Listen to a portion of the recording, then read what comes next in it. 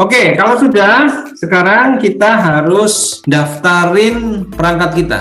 Kalian harus masuk ke IoT Hub ini, lalu create new, ya, soil moisture. Pastikan nanti waktu kalian set itu networknya public. Lalu ini diklik soil moisture 2-nya. Nah, sekarang saya masuk ke device. Saya harus menambahkan dulu device kita. Device kita harus ditambahkan dulu. Kita tambah device baru. ID-nya kita kasih ID soil moisture sensor, ya, symmetric key aja, auto generate, enable, save. Nah, ngapain kita perlu ini? Kita sebenarnya perlu key-nya. Nah, kita itu perlu ini loh, primary key, primary connection string. Ini yang kita perlukan. Jadi kita tuh perlu yang ini supaya nanti program kita bisa connect ke IoT-nya. Ini sama seperti ID kalau di MQTT. Kita perlu ini. Oke, kalau sudah sampai di sini, kita balik ke Visual Studio. Jadi app nanti akan kita pakaikan dengan Azure, ya. Mungkin kita bikin satu file baru deh. Bikin file baru namanya app azure.py. Ya, app-azure.py. Oke, sekarang bagaimana caranya kita mengakses Azure ini? Tentu saja seperti biasa kita pasti perlu namanya package, ya. Package-nya adalah pip install Azure IoT device. Pip install Azure IoT device. Nah, dia akan install. Itu package-nya bisa dipakai tuh. Nah, supaya mempercepat, ya, kita ketik aja import time, kan pasti ya. Terus while true time sleep, berarti lah, ya. Nah, program kita nanti kan di sini.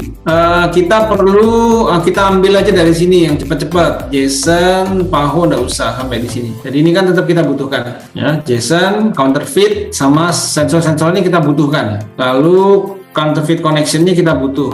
Kemudian apalagi client telemetry kita nggak butuh. Nah, ini yang kita butuh. Waktunya tadi kita pakai ini. Kita bikin programnya sangat basic sekali.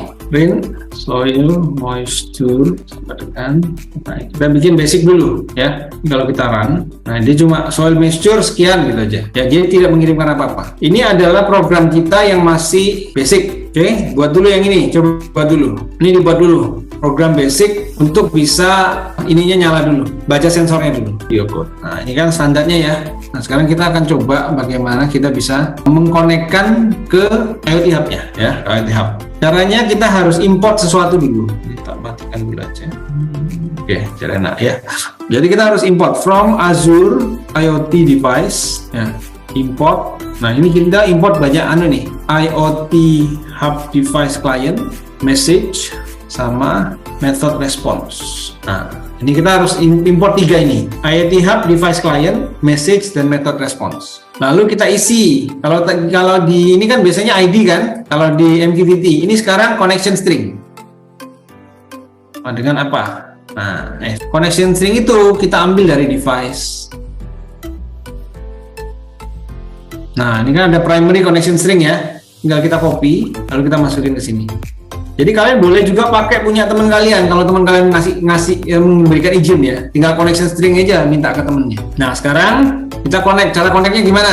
Cara connectnya adalah device client, IoT Hub device client, create from connection string. Nah, ini connection stringnya dimasukkan. Ini. Jadi ini adalah connect-nya. Kalau di MQTT itu MQTT client titik connect client name, ya. Lalu device client titik connect. Ini kita bisa print connected. Seperti biasa kita tahap demi tahap, ya. Ini kita run dulu, compile dulu. Oke, connected sudah selesai. Sampai situ dulu aja, nggak usah macam-macam. Yang penting connected, nanti baru kita lihat lagi. Ini kita bisa lihat activity log-nya di sini. Nah, ini ada create. Sekarang gimana cara kita mengirim signal, Pak? Signal itu kalau kita kan biasanya pakai publish, ya. Nah, kalau di ini sedikit berbeda. Jadi sama pakai JSON dumps juga. Jadi ini saya tutup dulu. Ya, message JSON dumps soil moisture ×2 soil moisture, ya.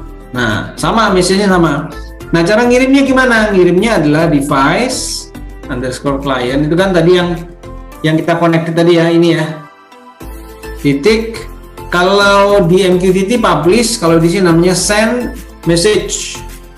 Tinggal langsung message-nya dikirim. Print sending telemetry message. Di save, jalankan. Itu dulu connected sending telemetry. Nah, sekarang kita lihat kalau kita sudah sending telemetry, coba kita lihat event atau di activity log. Apakah ada keluar atau enggak? Nah, ini dia. Ya, perhatikan ya, message-nya udah naik nih. Total number of message. Ini naik terus. Nah, kita punya kuota 8.000. Kalau lebih dari 8.000, dia stop atau kita harus bayar. Nah, kalau sudah, berikutnya bagaimana cara kita menerima request. Jadi kalau menerima request, mirip. Pertama, ya, kita harus bikin method response dulu. Kita harus bikin method response. Nah, jadi kita bikin device client on method request receive. Nah, ini kan sama ya, sama dengan handle method request. Jadi kita harus bikin satu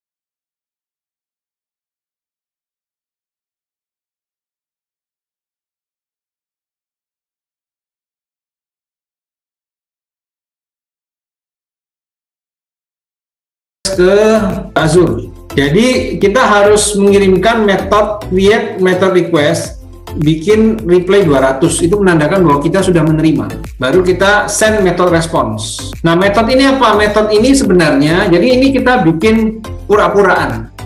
Kita tidak benar-benar memproses. Kalau tadi di server, ini kan ada programnya nih memproses. Karena kita belum belajar ini, maka kita mengirimkan secara manual. Jadi kita nanti mengirimkan method request, manual method direct message. Kita mengirimkan direct message yang tulisannya relay titik on sama relay titik off, atau mungkin ini dash aja lebih gampang. Relay dash on atau relay dash off. Ini kalau kita jalankan, maka connected dia akan sending telemetry terus. Terus kapan dia bisa message ini? Jadi di bagian Azure, masuk ke device. Kalian masuk ke Azure device. Ini saya kecilin kelihatannya. Untuk Azure device, ini ada option direct method. Direct methodnya harusnya relay on atau relay underscore on. Nggak boleh strip, dia harus underscore. Underscore bisa nggak ya? Coba ya. Jadi stringnya nggak cocok. Jadi nanti ini kalau saya invoke, dia akan bilang, ya nggak boleh, nggak bisa. Nggak boleh underscore juga. Dia harus titik berarti bisa. On relay titik off, relay titik off, titik on. Ya, kok nggak bisa ya? Unable to handle. Kalau relay on, JSON decode expecting value. Oh, ininya. Payloadnya nggak boleh kosong. Jadi harus diisi kata-kata apa gitu, terserah. Nanti yang kita ambil cuma namanya kok. Jadi ini relay on. Coba ya. Nah ini, direct method receive relay on. Kalau relay on, harusnya di relaynya ini on dia. Nah, dia on. Sekarang saya off kan. Relay off. Saya invoke lagi. Nanti saya expect ini untuk buka. Nah, gitu ya.